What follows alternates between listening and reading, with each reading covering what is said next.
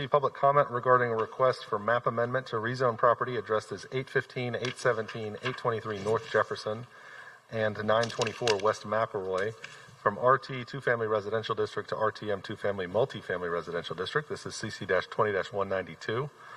Mr. Dorman, did we have good notice on this item? Yes, sir. Thank you. Lance Gross is here to let us know what's going on. Yes. Good evening, Mayor and Councilors. I'm Lance Gross, Planning Manager for Community Development. See, the map amendment before you is a request to rezone the property from RT residential two-family to RTM residential two-family multifamily. The hatch pattern on the map indicates the subject site. It's north of McElroy and south of Tyler and east of Jefferson. This aerial view will give you a better idea as to where this is located. You can see McElroy at the bottom, and Washington is on the right-hand side. The yellow boundary or polygon indicates the subject site. The new OSU baseball facility is located on the right-hand side where you see the parking lot. It's an old map. And we need to update our aerial views so we can see that beautiful new baseball stadium they built. It would be nice. Couldn't tell what we were looking at for a second. Yeah, we need to. And then the Hillcrest Baptist Church is located just to the north. This is a view looking to the northeast from McElroy. This is a view looking to the southeast from Tyler and Jefferson. And this is a view looking straight to the east from Jefferson. And this is a zoning map. The hatch pattern, once again, is the subject site. Currently zoned RT. RTM is located to the left or to the west. And RTM is what the proposed zoning, that's what they're asking for. So it's essentially an extension of the RTM zoning. I'd be happy to answer any questions. Councilors, any questions for Lance?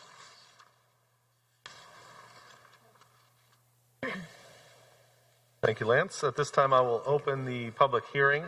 I think we have a representative from the owner and the owner, maybe? Kelly? Kelly's here.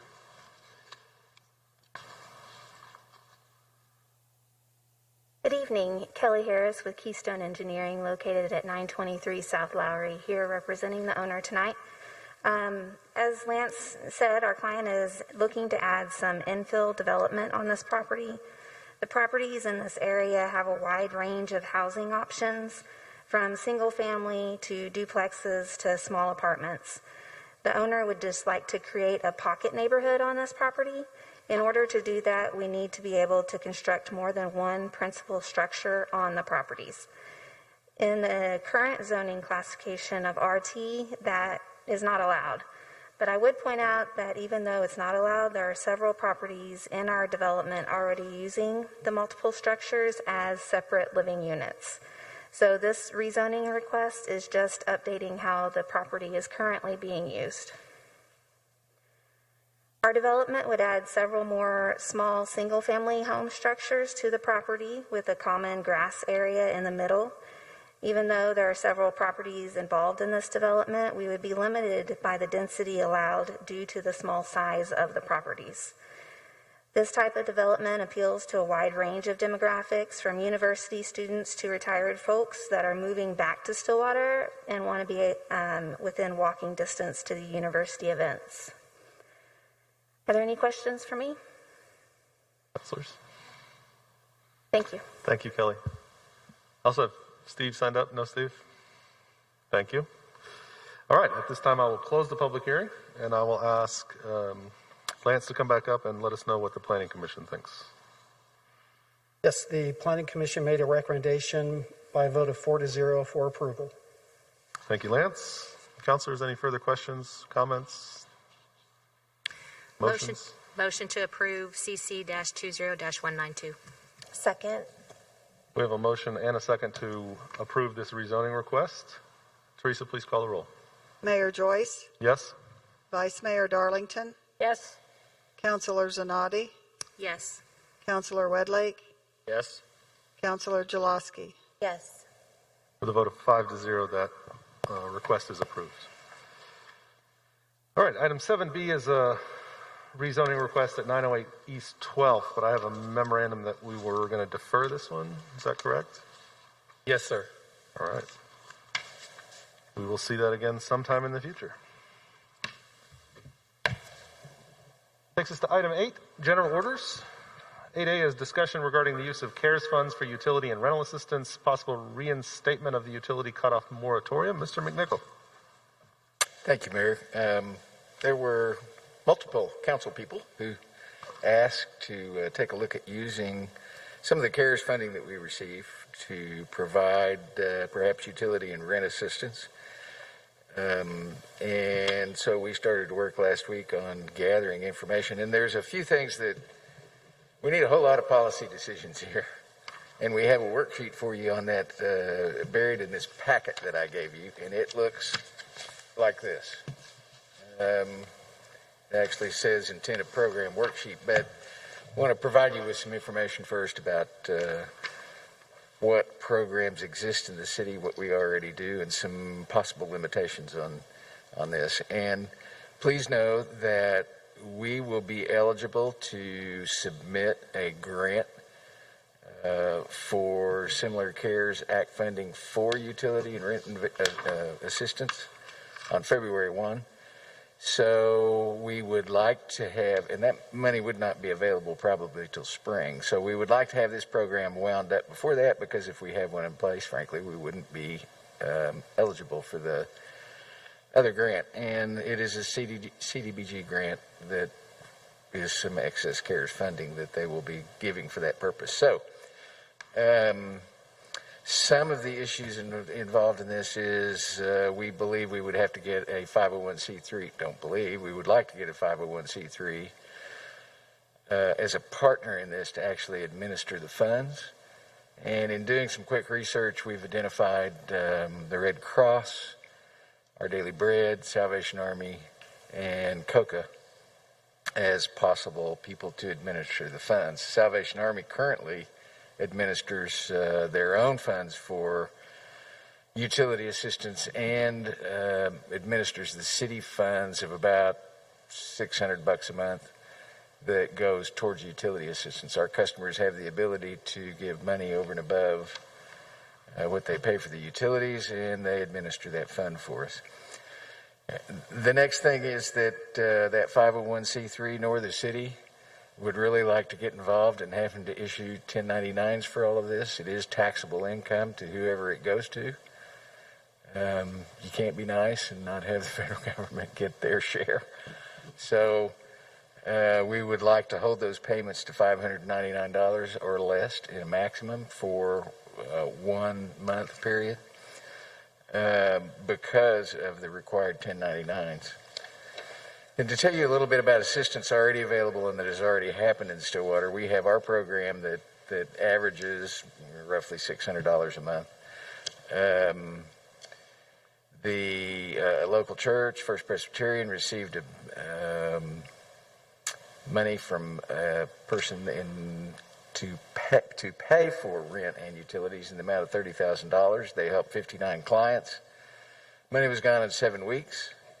And last month, the Salvation Army assisted 30 families, average of $80 to $200 a month. That is utilities only, and normally receives around $2,000 to $3,000 monthly. She looks at income and monthly expenses when assisting clients because of COVID. Her clients are changing, especially people who have taken out loans to pay bills and now are having a problem making those payments. In our previous utility disconnect moratorium, we had 74 account holders sign up. 35 eventually were disconnected because they did not comply with the agreement. 8 accounts were finally closed and turned over to collections. in the amount of $5,800 with another $7,649 about to go there, so roughly a total of $13,000, and what will go to collections. Norman, do we have a sense of how that compares to a normal year at this point in terms of the number of disputes? It's actually not much different. We looked at our receivables, and they are on track with last year's, our overall utility receivables. So it wouldn't be reflected in our utilities receivables that there is a large amount of unpaid utility bills, or larger than normal amount of unpaid utility bills out there? No, they're exactly on track with where we were at this time last year. Where's Melissa? I'm looking for a head nod. Is that correct? Yes. I'm sorry. There's been a ton of kind of research done, and it's kind of hard to make it. Then the rest of what we have is basically policy decisions, and one of the toughest things to do is set the income limit, if there's an income limit set. If we are successful with the grant in February, the people that receive support will be in the extremely to very low income, and they would have to qualify for Section 8 housing to be able to obtain that assistance. The low to moderate income, which you can set this at any limit that you want or no limit, is $34,850 in Payne County, and Payne County's median family income is $62,200. Oklahoma City, and some research done by someone you'll meet after a while, Becky Taylor, determined that they held that income limit at roughly $32,000 for a program that they had. So we, again, would like that program to probably wind up by about the 20th of January. No, that's not a whole lot of time.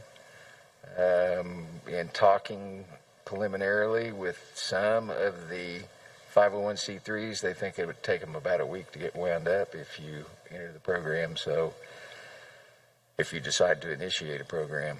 So some of the other questions that we need.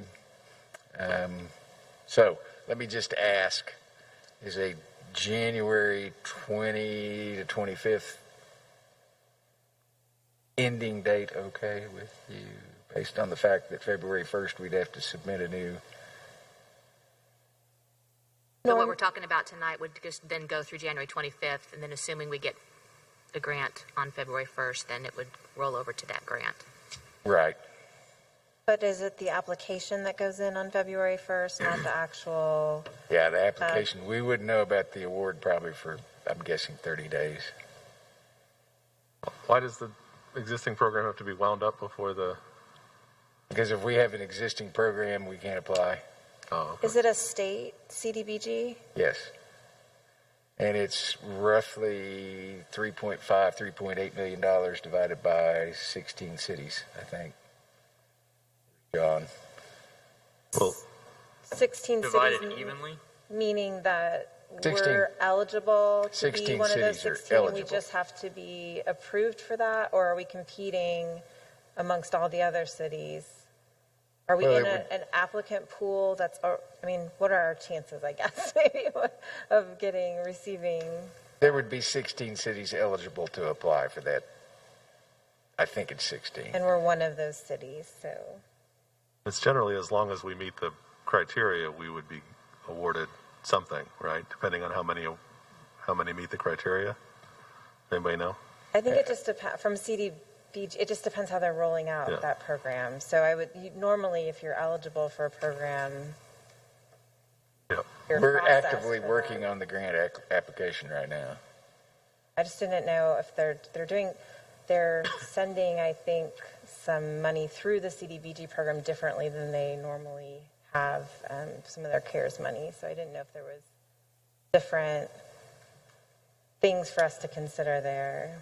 But they do have some pretty stringent requirements for it, the income reserve and some surveying that we would have to do to even be able to apply for it. And is it for the same, it meets the same needs, it's for utilities only? Utilities, rent, mental health, and medical are the 4 categories. For the CDBG? Yes. But with that income limitation, which is pretty low. It is very low. I recognize that we can't apply for the February grant, the CDBG grant, if we are currently in a program. If we apply and receive the February 1st CDBG grant, and it does not meet the needs of our citizens because the income requirements are so low, can we do another? Yes. Our own? Okay. Yes. And the idea would be to move pretty fast on the first part and see what happens with the grant. Or we could ignore the grant altogether. I mean, again, they're pretty stringent requirements, but I hate to pass it. Do you recall if would the grant be allowed to pay for, like, retroactively, go back? Could we cover the month, I guess, that we're missing? I do not know. John's coming up. So's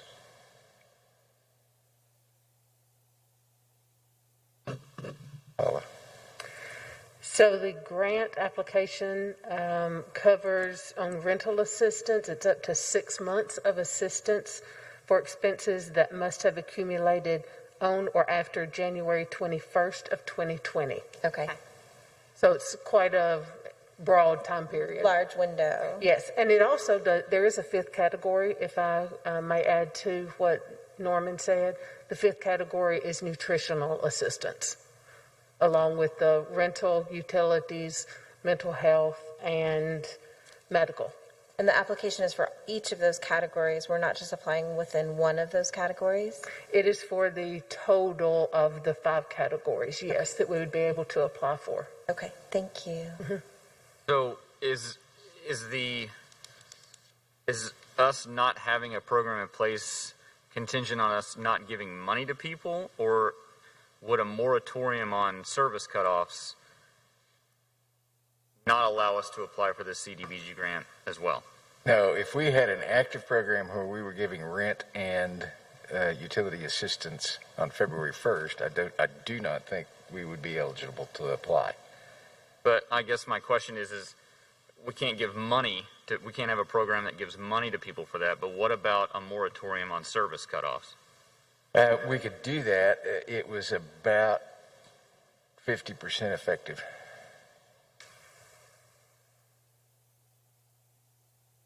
I think he's asking if the moratorium itself would preclude us from applying. I don't think so. No. Okay. I apologize. I mean, that's okay. I mean, in other words, people could still have their power while we're waiting on getting acceptance of the CDBG grant.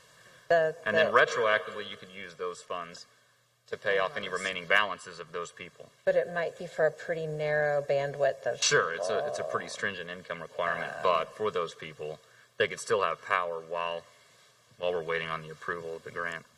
I mean, is that 13, is that the poverty line at right now? 13,100, is that the poverty? That 13.1 is the extremely low level that they will require people meet for the CDBG money.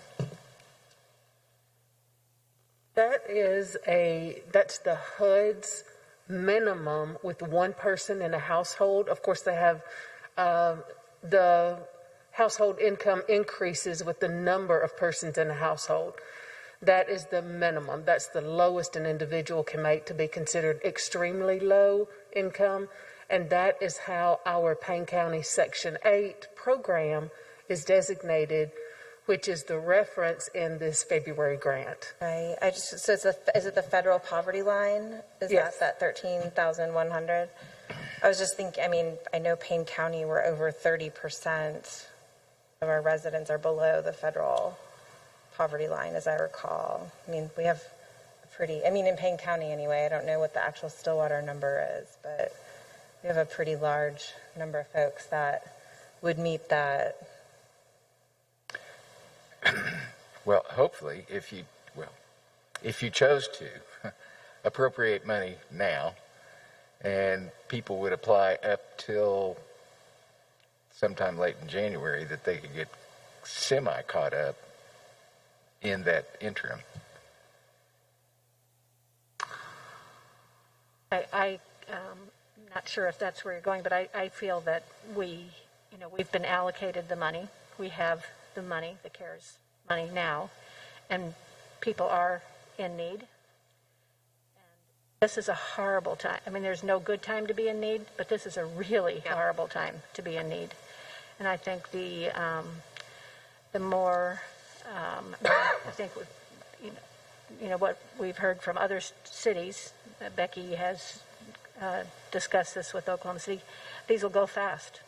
I mean, it's not like we have to worry about using everything up by January 21st or 25th. So I think we should just consider what we have now and do what we can now, and not go with the 13,100 minimum, but more of the what was suggested, Norman, 80% of the area median. Right, which would be roughly 32,000. 32,000. I agree with that. Well, I think to add to that, Vice Mayor, in addition to supplemental funding for patients that are having difficulty paying these bills, I would also like to see a moratorium on service shutoffs. I mean, we can allocate the CARES funds for people that are in need of that, but like you said, funds are going to go quickly. This is a terrible time of year to lose one's power or utilities in general. So even for those people that either don't fit the qualifications of income requirements, if there's some kind of ability to show COVID-related hardship, a moratorium on service shutoffs is something I think that we need to seriously look at as well. If you look at 13A on that worksheet, you'll see must demonstrate direct financial COVID impact, or, and these are just suggestions, they aren't generalized suggestions, or accept that everyone's affected by COVID. At 13B, I'm sorry, 1.3 point A and 1.3 point B, the third box down from the top. And the suggestion is that a 501c3 partner would actually be the ones kind of administering this piece of it. So COCA or Salvation Army at this point would be the two. I'm sorry? So the Salvation Army and COCA are the two agencies right now that would... Or our Daily Bread. Our Daily Bread, Salvation Army, yeah. Okay. Red Cross, and COCA. Do similar things. But we would just have one person be Yes. the administrator. Yes. Yes. One organization. Wouldn't be very efficient. One organization to be Yes. You need us then to work our way down this sheet? Is that what we need to do from a decision-making perspective, or what do we need to do first? So the next, I may be so bold to say it's January 25th, an okay cutoff date. So utility support only, rent support only, rent support and utility support, or more inclusive, include mortgage support, and would you include property tax support? Norman, I think that having a conversation as we go all the way down through here is going to be not the best use of our time tonight. Okay. I think what I'd like to do is get a dollar figure and a general agreement that we want to fund this, and then maybe a couple counselors can work with staff in the next couple days, and then we can have a final plan for next week's meeting, and we can approve the full details of it. Because I think walking through here tonight and trying to decide on each one of these possible options. Well, it seems like a really simple thing, but when you start thinking about, do we pay for cable bills? Do we pay for internet? I mean, it. And that's why I think it's going to be difficult for us to make that call right now. So what I'd propose is that we look at whether just a general assent to the idea of doing this do we have a dollar figure in mind about how much we're going to allocate to this? That's entirely up to the council. I think we could go through money pretty quick. I was thinking a couple of $100,000, and we could return that, hold it in reserve if it's not all spent by January 25th, and make a decision after we find out about the other grant. Mm-hmm. Seems like when we did the business grants, we allocated an amount of money and then actually called it right on. But we had the option of deciding to add more or what, and I think that, $200,000 sounds a reasonable start for We'll bring 6 back weeks. We'll bring back a budget amendment in that amount then. What's that? On next meeting, we'll bring back a budget amendment. Yeah, with the details work. Yeah.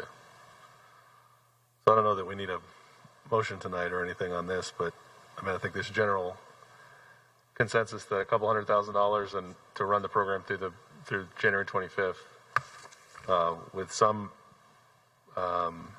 combination of these options selected, and then we'll have to figure out who's actually going to run it. Right. I assume we've talked to these groups, and some of them at least are interested in being the There's been a deeper discussion with one than the other, but there were some people called that said we don't provide services, so we couldn't do it. So. Yeah.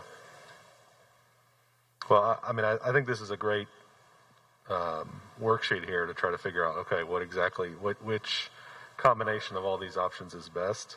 I think if a couple of counselors wanted to volunteer to be the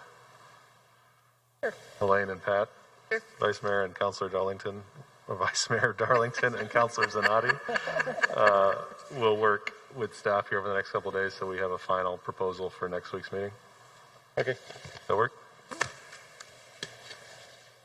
Thank you guys for putting all that together. There's a ton of information there, and we do know there are lots of people in our community that are hurting because of COVID and just general 2020-ness, and we certainly want to do what we can to help alleviate that. So look forward to seeing a proposal next week.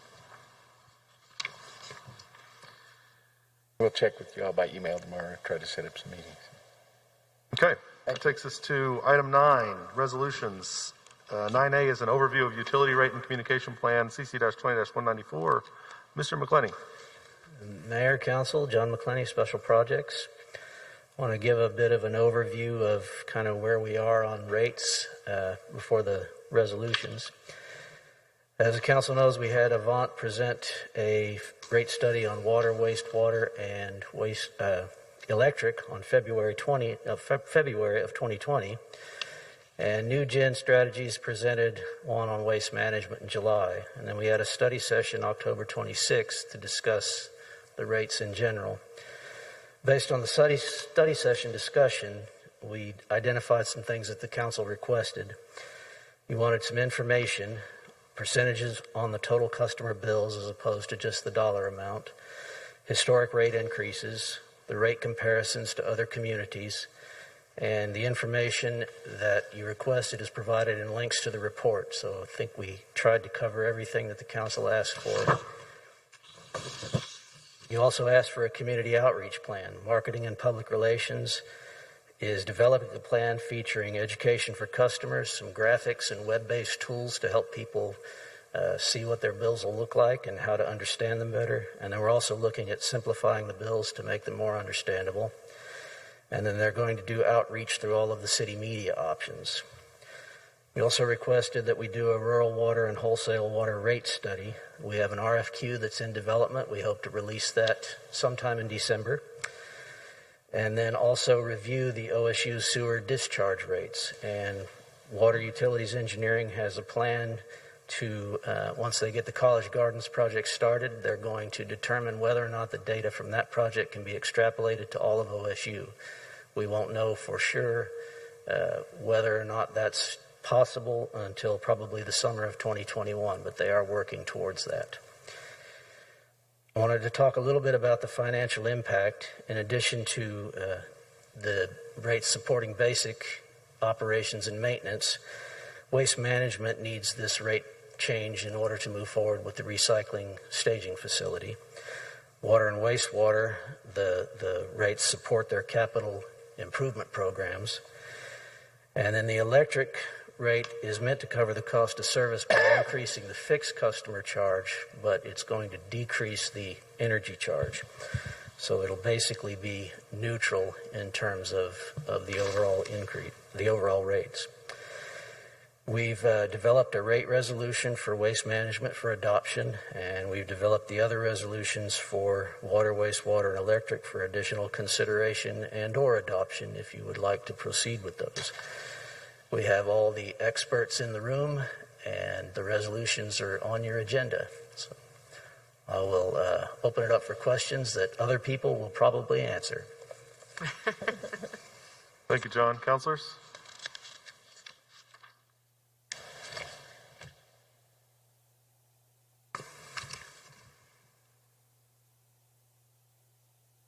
Do we have the marketing plan like written up? Do we have the percentage increase, decrease stuff ready to go, or where are we on that stuff? It's in development, and I'd ask if Sherry wants to come up and share some details about the marketing plan. But she has written everything up, and we've begun to put some of the movement in place to get that moved forward. Sherry Fletcher, Marketing and Civic Engagement. We are still in the process of developing the actual plan, but we have been looking at some other cities to see how they do something similar for their utilities.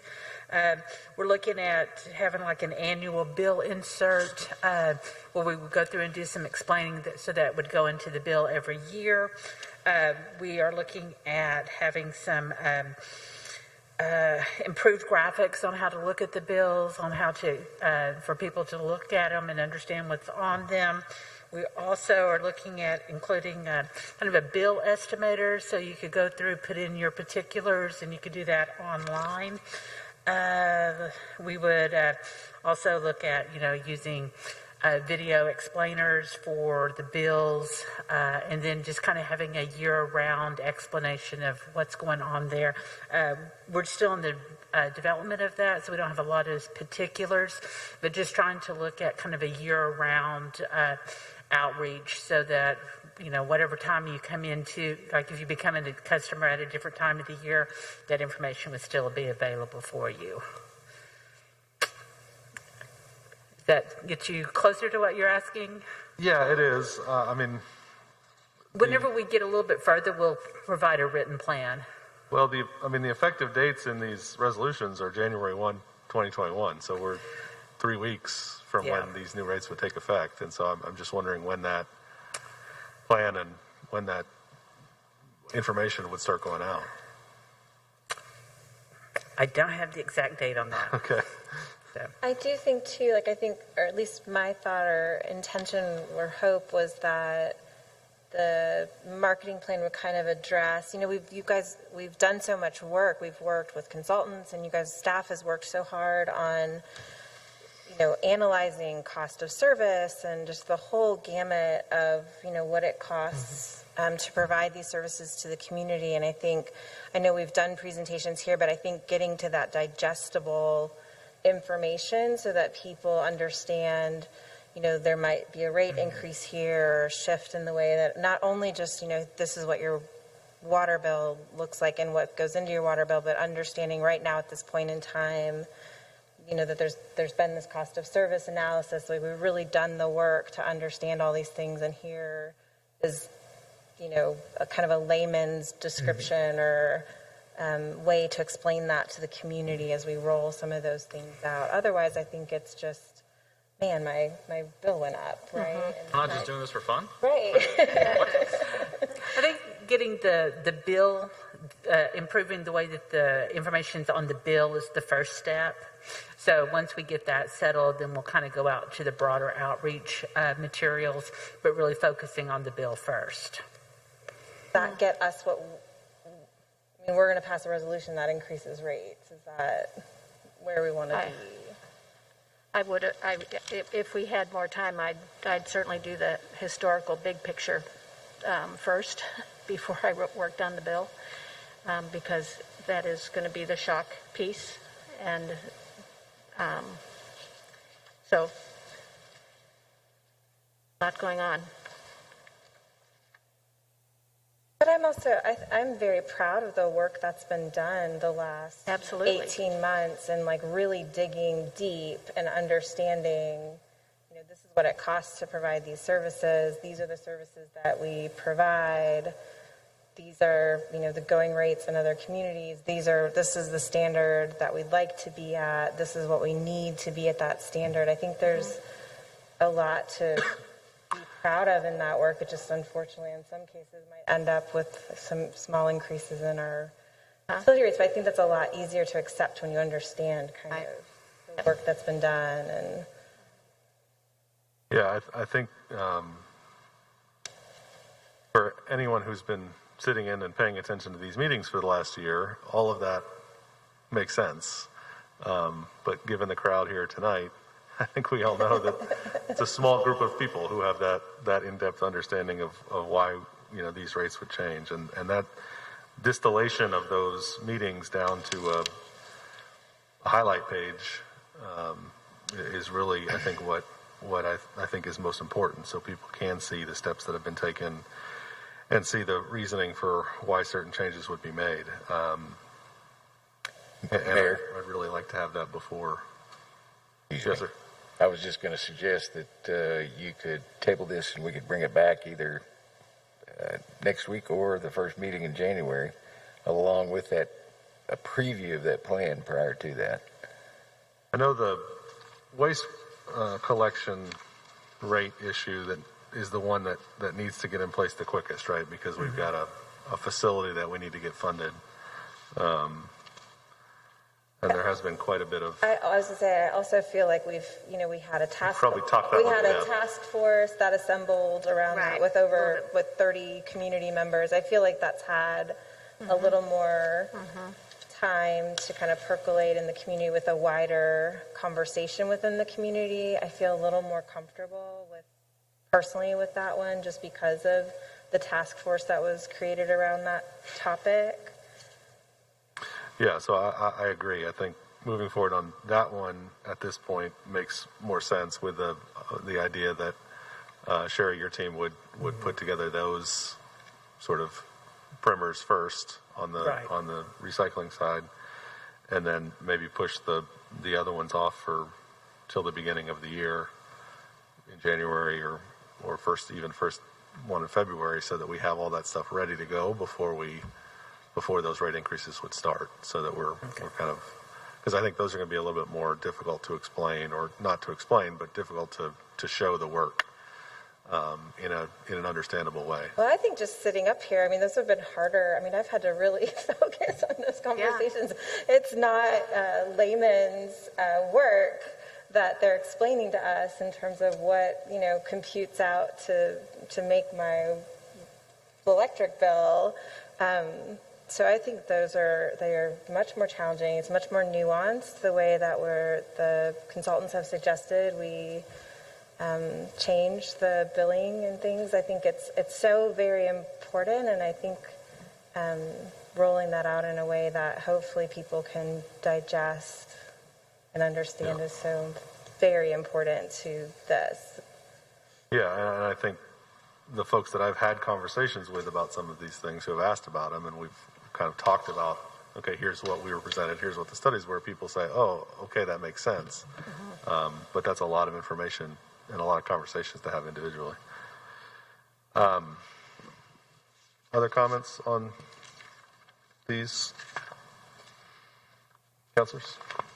I do just want to say how grateful I am for all the work that staff, I know it's been a lot of rigor from our staff working with the consultants and experts that have come in to help. I'm very appreciative. I understand a lot more myself, and I'm very thankful for the work that you all did on all of each of these utility rate studies and things.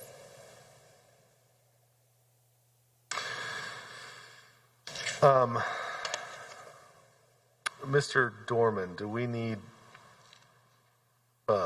action on each of these resolutions at this point? Do we have to push them? There's no, if we want to table them, we don't have to do any motions or anything, right?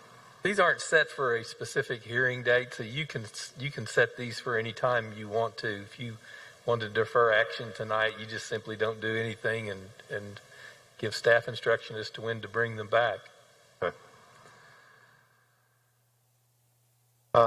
So it sounds like we might be ready for a discussion on item 9B, the waste collection resolution, but item C and D we probably would defer to at least the first meeting in January, if not later, until we have a little bit more detail on how we're going to roll those out.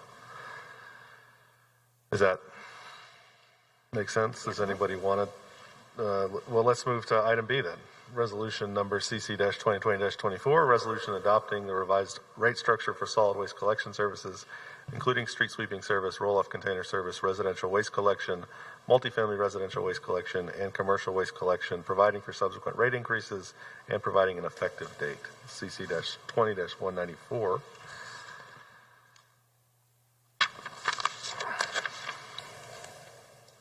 Does it provide that? I'm sorry, I'm going to look at, what does it state the date that it's effective? Effective January 1st, 2021. The new fee structure would be in place. Chris, do you have or somebody out there have a good, quick explanation of what's increasing where?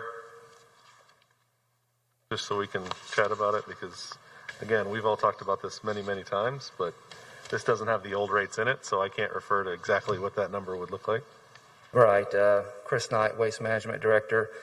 Well, all the fees in the waste management structure will be increased. Initially, January 1, 2021, by 11.5%. And then again in your resolution, we've already put the increase for 2023 in there, which would be another 4%. The residential, the commercial, the roll-off, the street sweeping, all the rates will increase. So the change on a 96-gallon cart, effective 2021, will be $33.37, up from, what is it right now? I believe is that the 2 96-gallon carts? Yes, I'm sorry, you're right. Yeah, right now a 96-gallon cart's 18-something. I believe it's going up to 20. 2038. Yeah. 38. Yeah, okay. So $1.60 cents, right? Yeah, somewhere in there, yeah. So overall, an 11% increase across the board on trash collection, recycling rates, changes to the roll-off fees. Correct. And the roll-off is just a change in structure.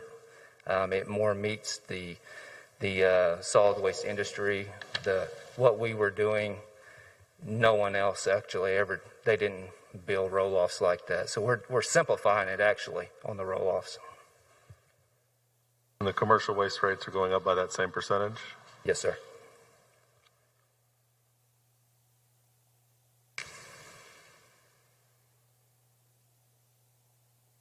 The commercial rates, they haven't increased. I think 2013 is the last time it ever had an increase.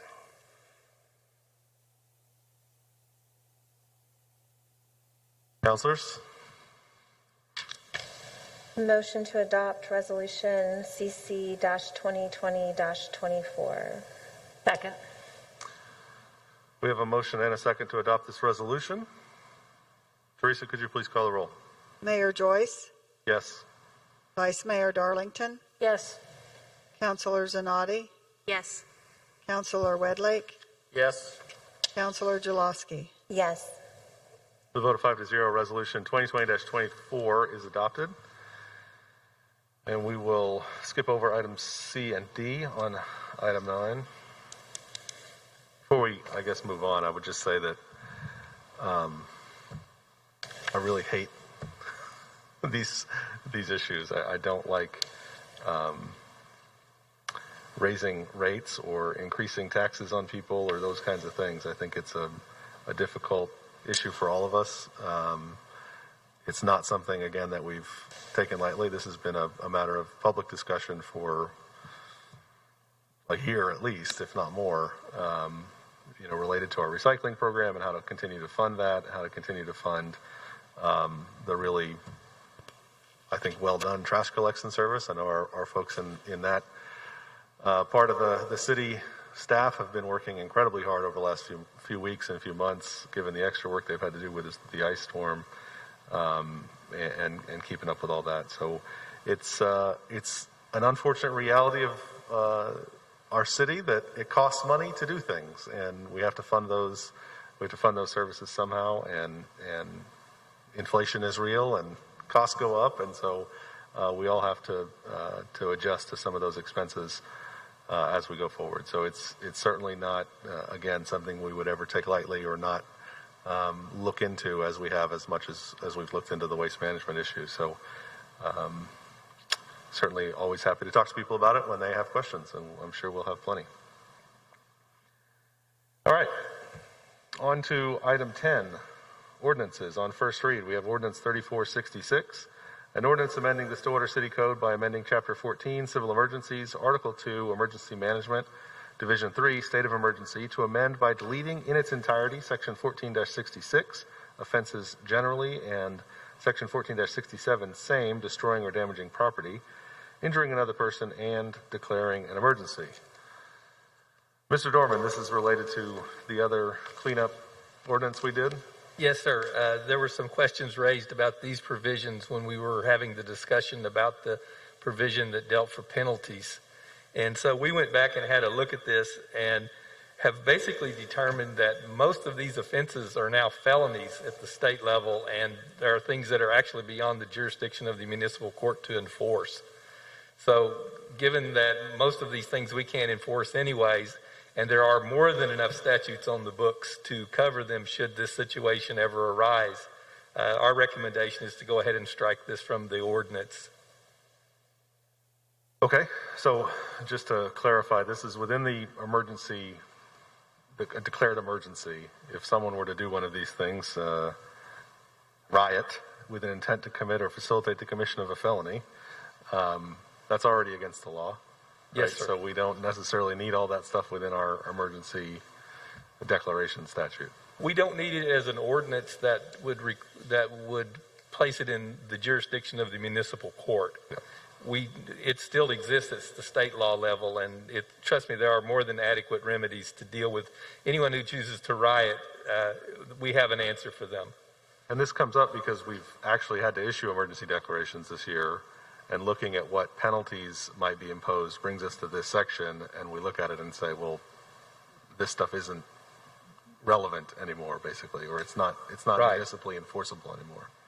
The statute that gives rise to all of this, your power as an emergency manager, the governor's power even, emanate from the same statute. It goes back to 1968, and so things have changed quite a bit since then, and I think that we just, quite frankly, missed this when we did the recodification 10 years ago. We should have pulled it out then.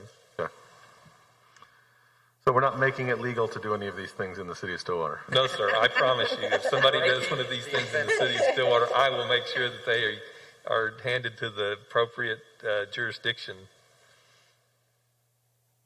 Okay. Councilors, further questions? Nope. Is there a motion on the ordinance? Motion to advance ordinance 3466 to second reading. Second. We have a motion and a second to advance the ordinance to second read. Teresa, can you please call the roll? Mayor Joyce, Yes. Vice Mayor Darlington, Yes. Councilor Zanotti, Yes. Councilor Wedlake, Yes. Councilor Jaloski. Yes. With a vote of 5-0, ordinance 3466 is moved to second reading. Takes us to item 11, reports from officers and boards. Mr. Dorman. One item, sir. Request an executive session pursuant to 25 OS subsection 307B4 for the purpose of confidential communication with the city attorney regarding a pending tort claim filed by Sandra Groshong. It's my opinion that public disclosure of this matter will seriously impair the ability of the city council to process this claim and or conduct an investigation and or to prosecute or defend any resulting litigation or proceeding in the public interest. Thank you, sir. Mr. McNichol. One item, sir. I'd like to thank everyone who helped with absentee voting here at the Stillwater Community Center for early voting. Stillwater Community Center Manager Stephanie Kinder was specifically recognized for going above and beyond to help voters and assist Payne County election volunteers. Stephanie represented the city's respectful, responsive, and proud standards, and we thank her for representing the city's standards in action and congratulate her on her recognition. Absolutely. It was a very smooth process. Yes. Vice Mayor. Yes, when you're on your way out to see lights on Lake McMurtry, be sure to notice the new Welcome to Stillwater sign unveiled on West Highway 51. And this new welcome is actually the work of one of our residents, Christine Waits. And we are very thankful to Christine. Job nicely done. A nice looking sign. Mm-hmm. Councilor Zanotti.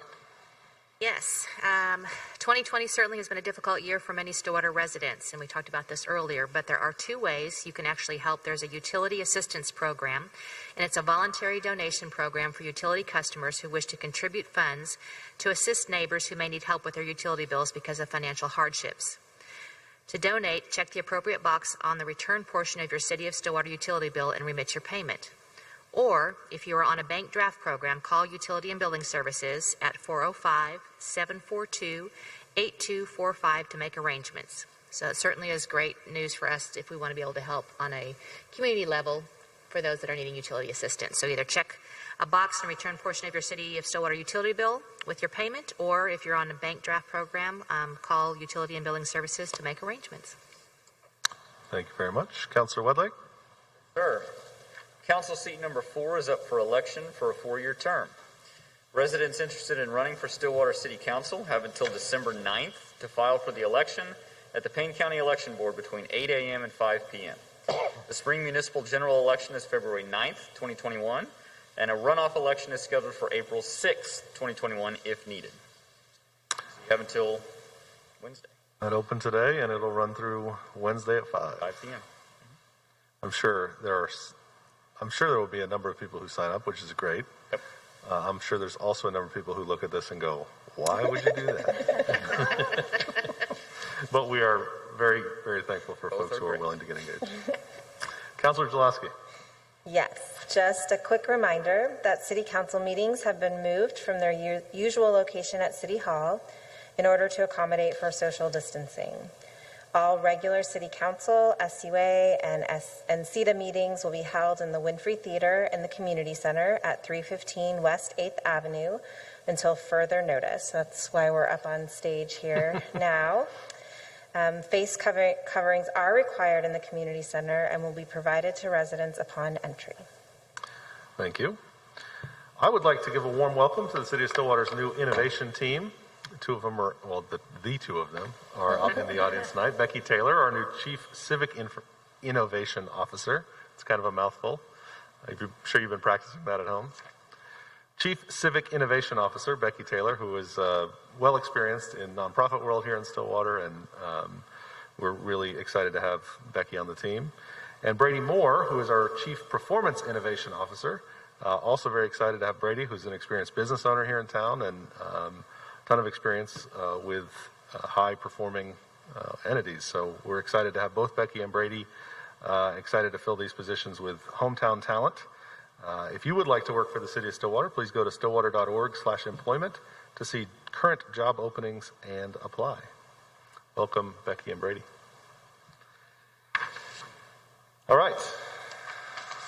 At this point, I will recess the City Council meeting, and we will jump on over, and I will call the December 7, 2020 meeting of the Stillwater Utilities Authority to order.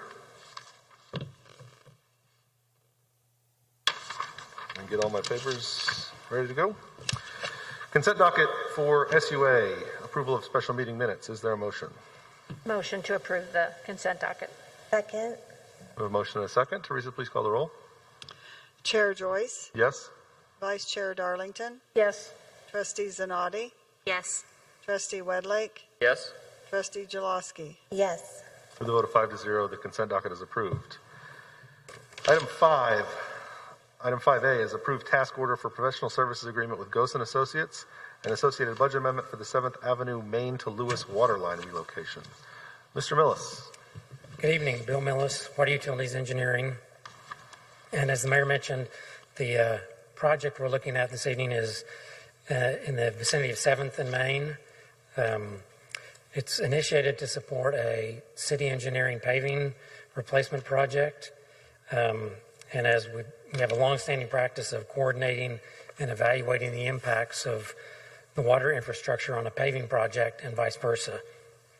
So in this case, our scope includes relocating a water line on 7th from Main to Lewis and replacing the water line in the alley, both to the north and south. The sewer line is in good condition, so we're simply going to replace a manhole in 7th Avenue and make a point repair in the alley to the north. The Ghost & Associates has been selected as the designer, as they're also designing the pavement work, so that's an efficient way to perform the project. Here on the next slide, I have the strategic priority that the project addresses and funding information. The transportation work was previously funded. The water and sewer design portion of the work is, is $16,800, which includes the design plus 10% contingency. And there are funds available in the Water Capital Fund. On the next slide, have the recommendations, and I'd be glad to address any questions before providing the recommendations. Trustees, any questions? No, but it'll be great when that is done. That is a notoriously poor street. Yeah. Needs to be replaced. Yes. What's your recommendation, Bill? Well, sir, staff recommends that the trustees authorize staff to execute the task order with Ghost & Associates and authorize $16,800 in total project expenditures, which does include contingency, and approve the associated budget amendment. Thank you, Bill. Trustees, questions, comments, motions? Motion to approve staff recommendation. Second.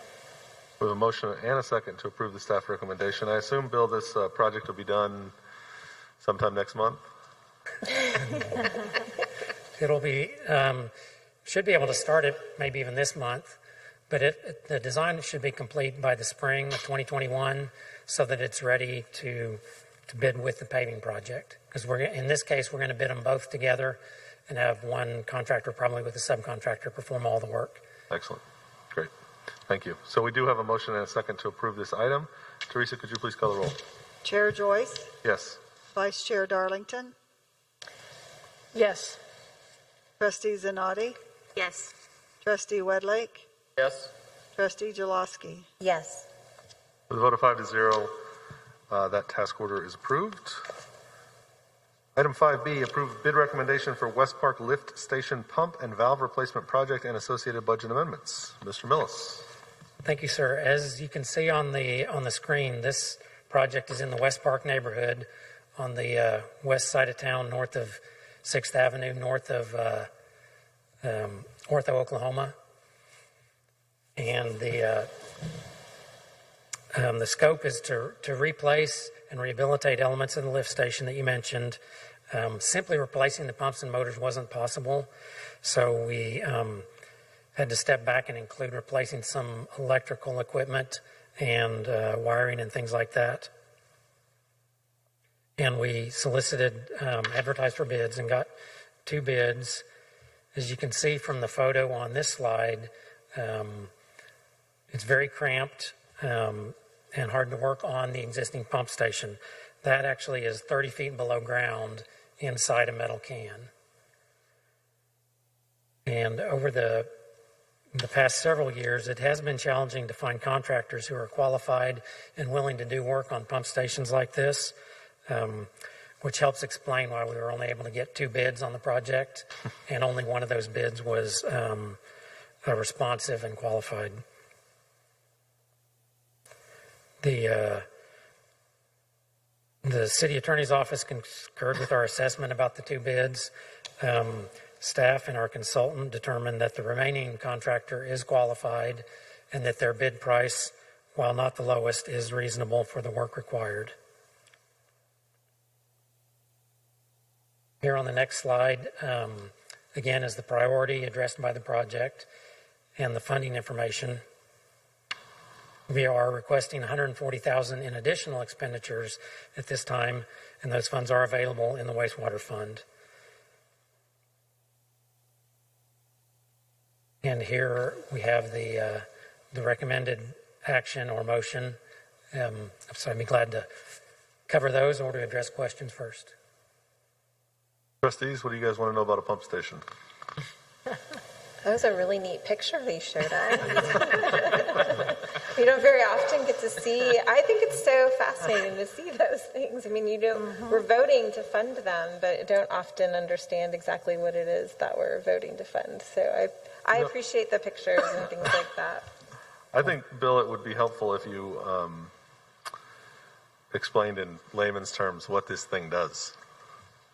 Sure. I will go back to the map, if we can go to the screen, and you can see in the photo or the aerial the layout of the neighborhood, and that's not the entire neighborhood, but it's probably twice that size. But so the entire neighborhood is drained by gravity sewer lines to that location.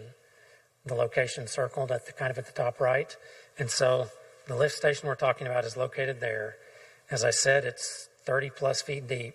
So at the ground surface, you see a driveway, you see a 4-foot diameter steel cylinder, some electrical equipment, but you don't get the big picture as to what's going on there. You have to climb down that 4-foot diameter tube. It requires a confined space entry permit, and certain restrictions and an observer to keep anybody safe who's going down there. Retrieval system, so it's pretty elaborate. Anytime you want to go down there, even to inspect anything. Moving back to that photo, this is typically called the can. It's a metal enclosure. It's probably 10 or 12 feet in diameter. If you have claustrophobia, you probably don't want to go down there. And there really is not much space for a person. Of course, this was built, now I don't remember, I'm going to say in the 80s? 81. It says 81. Okay, thank you for reading the report. I assume it was well before most of those houses. Some of them, at least. Those houses aren't that old, are they? Anyway, go ahead. Before a lot of them, yes. I don't know if it precedes all of them or not. But so this is sometimes it's called the dry pit. It's a metal can, and then adjacent to it is a typically concrete pit, might be 12 or 15 feet across, square or circular, and all the sewage is held in that pit. And then from these pumps, that kind of gray thing on the left is the top of a pump, and each pump would have a pipe that runs into the other pit, what we call the wet pit, and suctions out the sewage and pumps it to either to the treatment plant or to a higher location farther downstream in the collection system into a bigger line where we can then carry the sewer by gravity to the wastewater treatment plant. So without this pump, all the sewage that flows from this neighborhood would just collect in that big vat until it didn't fit anymore. Well, it couldn't. Exactly, and that's what you do is you keep looking at the sewer system in general. You want to go downhill as much as you can because then you don't have to use electricity to pump it. But eventually, when you've got to go over a ridge or something like that, then you've got to pump it up and go back to gravity and eventually to get to the treatment plant. And so we call it a lift station, which is a very clean and sanitary way of describing what this thing actually does. Yes, and you conveniently give it a different name than you do for a water pump station, just so there's no confusion. Okay. How many lift stations do we have in town? We own and operate 13 lift stations, plus there's an additional one that we usually don't count at the wastewater treatment plant. So all the flow that goes to the wastewater treatment plant then has to be pumped again. So actually that's the 14th lift station. Seems like a fairly important bit of the infrastructure to keep up. Thank you for the lesson, Bill. Yes, glad to. Trustees, are there further questions or is there a motion on this item?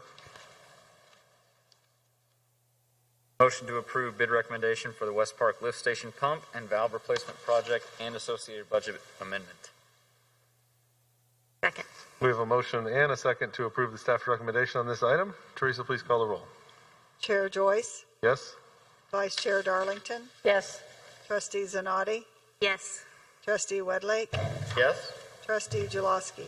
Yes. With a vote of 5-0, that bid recommendation is approved. Thank you, Bill. Thank you. Item 6 is resolutions. So these are the sister resolutions, the ones we talked about in City Council meeting. Resolution SUA 2020-8 is the Waste Collection Services resolution. Is there a motion on this item, trustees? Motion to Approve? or move Adopt, approve. resolution SUA 2020-8. Second? We have a motion and a second to approve resolution SUA 2020-8. Teresa, please call the roll. Chair Joyce, Yes? Vice Chair Darlington, Yes. Trustee Zanotti, Yes. Trustee Wedlake, Yes. Trustee Jaloski. Yes. With a vote of 5-0, resolution SUA-2020-8 is adopted. We will table the remaining resolutions to a later date. Reports from officers and boards. Mr. Dorman? Nothing to report, sir. Mr. McNichol? Nothing to report. Trustees? Is there a motion to adjourn? Motion to adjourn. Second? We have a motion and a second to adjourn. Teresa, please call the roll. Chair Joyce, Yes? Vice Chair Darlington, Yes. Trustee Zanotti, Yes. Trustee Wedlake, Yes. Trustee Jaloski. Yes. With a vote of 5-0, the Stillwater Utilities Authority is now adjourned. At this time, I will reconvene the Stillwater City Council meeting. We're at item 12, executive session. Is there a motion to enter executive session for the items discussed by the city attorney? Motion to enter executive session? Second. We have a motion and a second. Teresa, please call the roll.